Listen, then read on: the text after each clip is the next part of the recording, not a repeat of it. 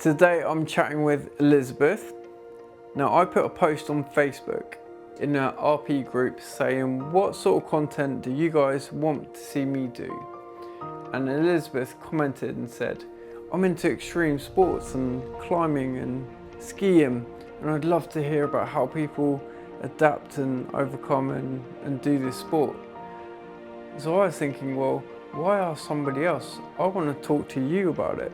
And that's what I've done. So enjoy. I loved chatting to Elizabeth and I hope you enjoy it.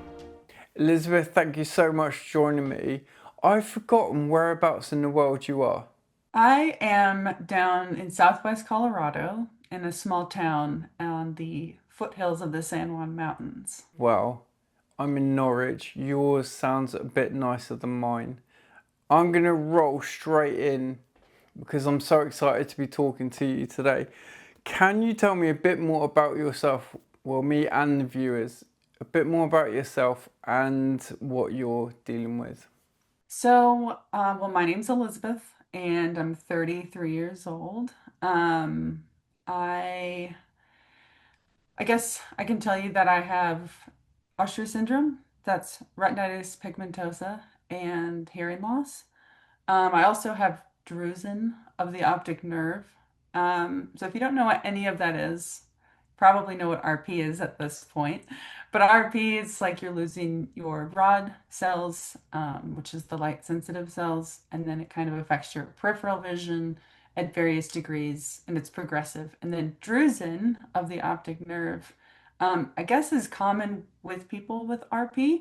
Um, but the severity is strong for me. And so in my right eye, which is worse, I have these like little crystals in my optic nerve or something, and they distort my vision and add some central blind spots as well. Wow, that's super.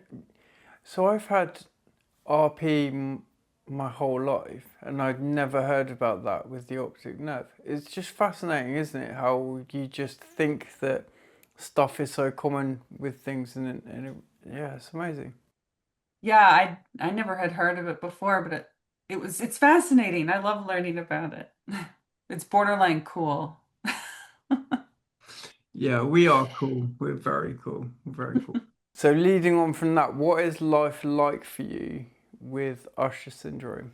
Well, because of the combined vision and hearing loss, it can be tricky. Like I'd say life is pretty normal for me because I grew up with hearing loss. It's normal. I do wear hearing aids now in my older years. I kind of fought them. So using hearing aids is different in so many ways. Like I can hear more, but also it's tricky. But I do use sign language, which I love. But when the RP started to kind of come along, uh, more and more of the last several years, I noticed that just day-to-day things would be trickier. It's harder to see, obviously. And so it's affecting many different things like sports and the ability to see sign language and just like reading things in general. I have extreme light sensitivity, so I've got to wear sunglasses and a hat, and I'm just accepting all of that stuff. And because I've had other disabilities in my life, I think that sight loss is just like, okay, well, let's keep on then. But yeah, I hope that answered the question. I think so. I think it did. Yeah. It's tough. I mean, so I have RP as you know, and I find it fascinating to learn about sight loss and hearing loss because my hearing is, I think, is better because of my bad eyesight, and so losing hearing is a really scary thing for me.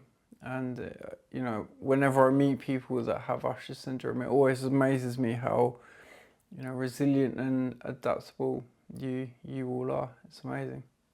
Yeah, it is definitely a challenge because I've heard a lot of people with sight loss say, "Oh yeah, my hearing or touch or whatever is better," or just I use it more. And like for me, I can't really do that. Like I do have the ability to hear without hearing aids still, but it's not like I can hone in on things. I'm still confused about sounds, and like if I hear something, it might take me a while to find out where it's coming from.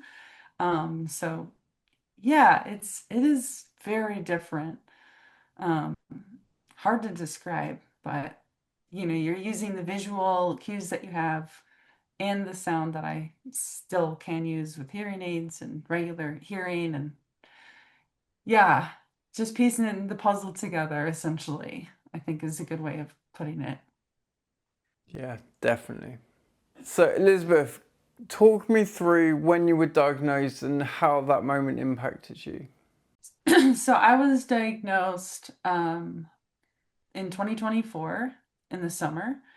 And it was kind of a long time coming. I grew up with hearing loss, and so I already knew about that. But the last like several years, I noticed things were changing with my vision. I didn't really think too much of it at first, but it really started to impact the things that I was doing, like skiing and climbing and driving and seeing sign language. So for years, it was kind of a frustrating time, because I felt like I was inadequate. I didn't really understand why I couldn't ski very well anymore. It just kept going down. And I've been an avid skier for a long time. Like, I can't even tell you the years, and climbing as well. So when those skills started to go, I was like, what is wrong with me? And it was really frustrating. And then as well with the sign language, not being able to see it. I'm like, am I just like a bad deaf person? Like, why can't I see it anymore? Because deafies pride themselves in having great vision, great peripheral vision. It's like the opposite, right? They use more eyesight, which I had always. So, anyway, and then with driving, I love driving so much. And I was like, why is this difficult? Why am I making mistakes? This is really weird. So yeah, I didn't know why I was not able to do those things well, and I was really nervous and pretty scared about like what could be going on. If I did go to the doctors. But when I finally did and they told me, I was like, well, after testing processes, of course, it wasn't just like the day. I was so relieved, and I felt like I was able to really start living again and with a different perspective. And it took a while to get there because I grieved a lot of the past and what could be in the future. But I had answers, and so I was really able to like jump into what this life means and start adapting. So it was really positively impactful, I would say.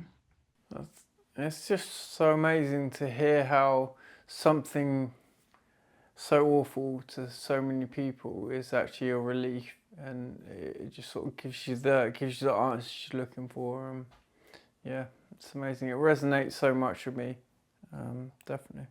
So from that, one thing that is really important to me is my sport, my fitness, my health, and something you touched upon when you were talking about that initial sort of diagnosis period was your own sport and some pretty extreme sports to say the least. So how have you found your diagnosis affected your sports, and how have you managed to adapt it? Well, diagnosis, like I said, it really gave me some clarity. Um, and so before my diagnosis, my sports kind of dropped off. So I ski, I hike, I climb rock and ice, mostly those things. I also, camp and all those fun things. But those are really things that um I noticed were more difficult, everything's more difficult with losing your sight. So when I had my diagnosis, I immediately was like, that makes sense. That's why I'm not doing so well. And so it really changed my approach in the way that having the answer was like, okay, now I can find a solution. And shortly after getting the diagnosis, I contacted the Telluride Adaptive Ski Program because this Telluride Ski Resort is where I normally ski and in the backcountry as well, but mostly just on resort because I had basically given up skiing on the resort and in the backcountry the season prior to getting diagnosed because I didn't feel safe on the mountain. And when I got the diagnosis, I was like, okay, they have an adaptive sports program. I'm not just like sucking for no reason. It's because I have a problem with seeing. So I contacted them and I was like, I want to ski. Let's do it. And throughout the next following, winter after diagnosis, that really changed everything. Like I met a bunch of people who are visually impaired and do extreme sports. And so I was able to learn a lot from them, learn how to do things tactilely.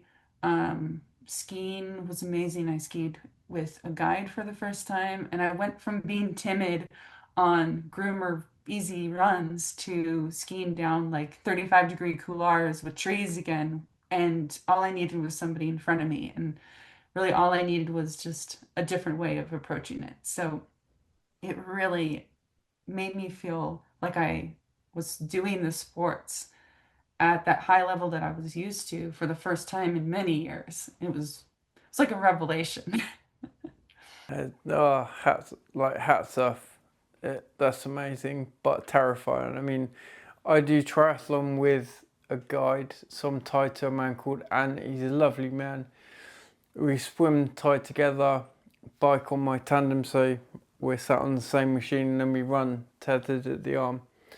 And people that I talk to that do para sport, they're sort of like, wow, that's amazing.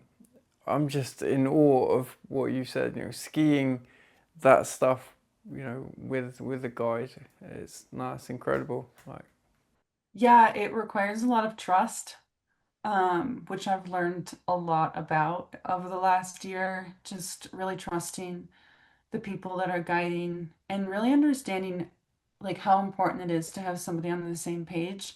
My partner choices have changed dramatically. That's another thing that has changed a lot since diagnosis is I want to be with people that are really flexible. They're on the same page. They don't have a huge ego. They can be bothered to be communicated in a different way. Um, and it's just so important to me to have people who are in a position of guiding me to really understand my risk tolerance, um, so we can trust each other. And it's so powerful and impactful. And it's just like using a cane. I do use one here and there um, when I need it. And even when I'm hiking, it's just like you have to trust that as well. And it's an inanimate object, but it becomes alive when we use it. And so it just goes, trust is huge when you're losing your sight. For sure. definitely. And yeah, I mean, that you're hitting so many nails on the head, but trust, being vulnerable and being happy with being vulnerable and trusting that the other person has got your best interests is really, really important. Yeah, I often think that when I'm sat on the back of a bike going 50 miles an hour downhill, I've got to trust him. Yeah, definitely. That's that's the risk that I don't want to take. Biking is wild, so that's amazing you do that. So something that is obviously I know about sight loss in sport, and you've picked up on that a lot. But what about the hearing loss aspect? How did you manage your sport with hearing loss? So, interestingly, I didn't start to really reapproach climbing and I guess skiing wasn't super applicable, but climbing is where the hearing really made an effect. And um, I didn't really approach it well for a long time. Communication is extremely important in climbing, both visual and auditory, because you're putting yourself in a situation where you're above ground and you're relying on gear that has you can make man-made mistakes, and gear can fail as well. So your lives are very much at risk the second somebody hops off the ground. So communication is very important. And I'll be honest, before I really addressed my hearing, um, because I was not in denial, but I just didn't really want to talk about it. There were some really severe mistakes that had happened in communication that could have resulted in, something like a severe injury or potentially a fatality. And I did learn from that. And when I started learning sign language about 5 years ago, I was like, I need to apply this lifestyle change in my normal communication to climbing. And I had come out of a hiatus from climbing, not only from communication issues, but from an injury. So when I was getting back in that time, I was like, I need to apply this. And I started climbing with other people with hearing loss. And I learned so much, like that I think everyone, hearing loss or not, should adopt in climbing or any extreme sport. You really have to communicate before you begin. Just like simple communication, learning some signs for specific safety words in English that one would use are very helpful.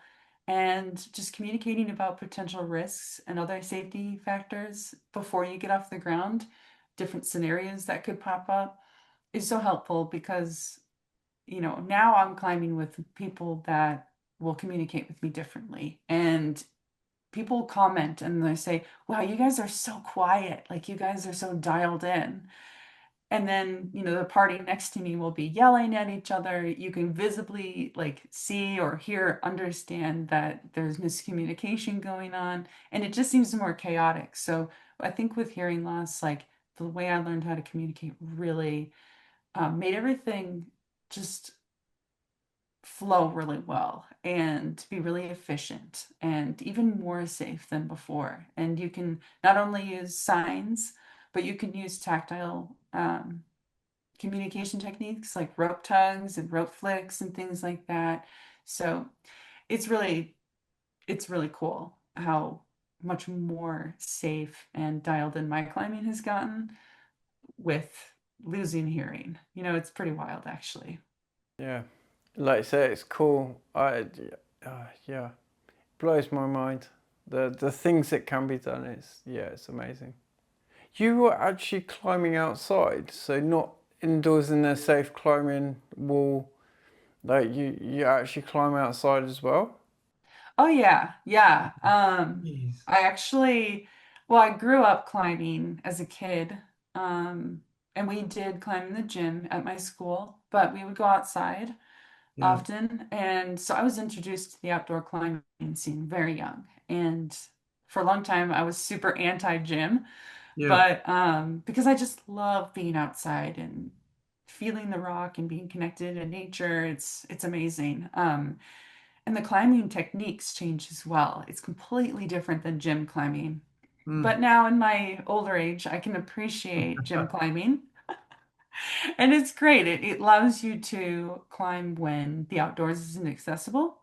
Um, and you can go by yourself a lot easier.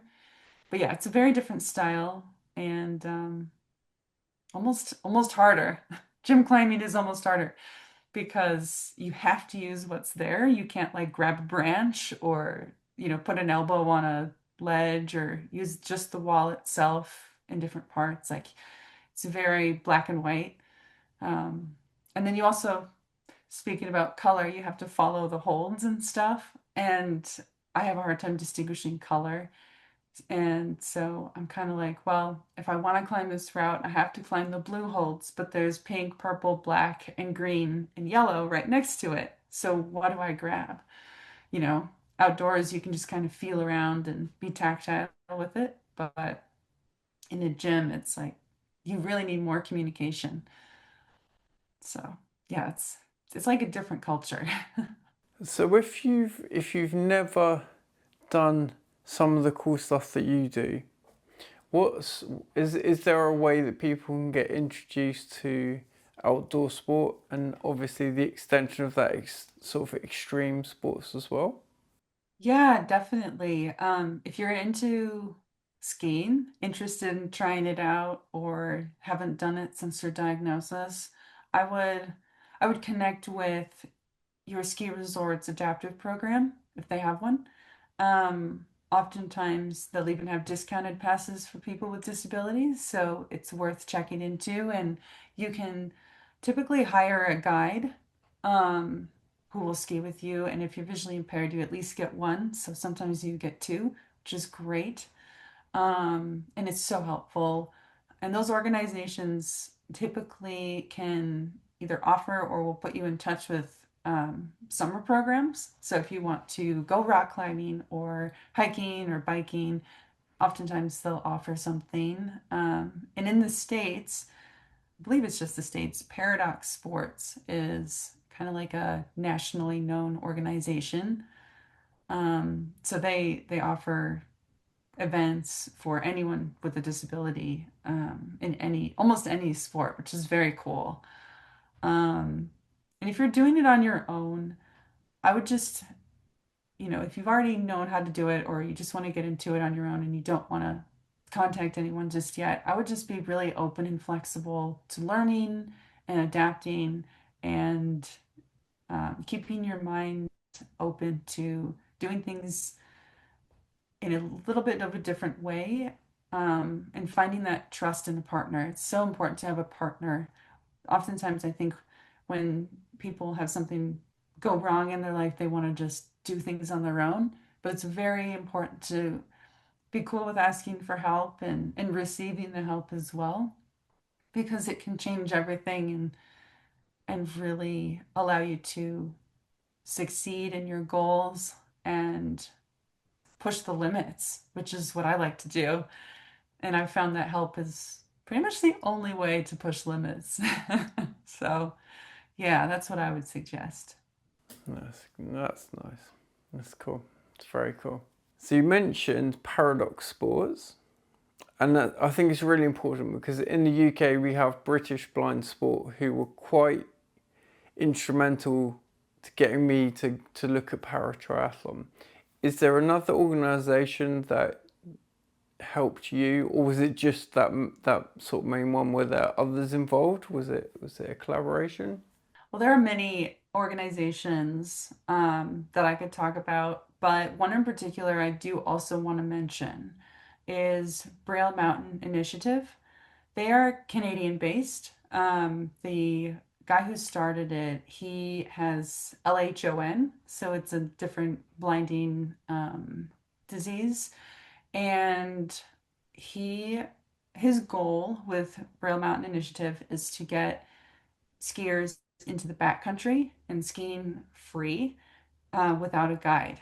Um, so you're still working on a team, but you can ski without anyone in front of you, without anyone talking to you, because that is what his dream was when he was diagnosed with Elhan.